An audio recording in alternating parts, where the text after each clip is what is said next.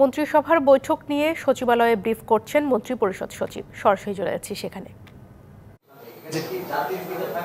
না, ওখানে শুধু বলা হচ্ছে যে আন্তর্জাতিক শব্দটা বাদ যাবে, যেটা বলা হবে যে বঙ্গবন্ধু শেখ মুজিবুর রহমান শান্তি পদক। আন্তর্জাতিক শব্দটা ক্যাবিনেট আমরা নিয়ে গেছিলাম প্রস্তাবে, ক্যাবিনেট থেকে বলছে এই শব্দটা প্রয়োজন নাই, এটা না থাকলে কোনো অসুবিধা হবে না। ক্যাবিনেট সুপারিশ এটাকে আমরা সেটাই বলেছি, ক্যাবিনেট যেটা আমাদেরকে বলেছেন।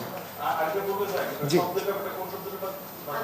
না, আমরা ড্রাফট করেছিলাম যে বঙ্গবন্ধু শেখ মুজিবুর রহমান আন্তর্জাতিক শান্তি পদক।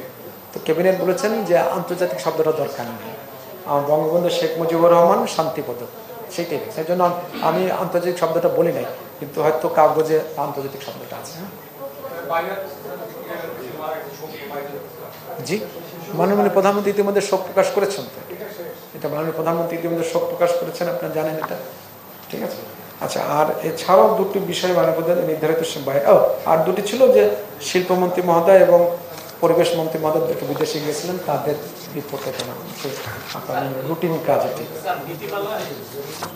জি,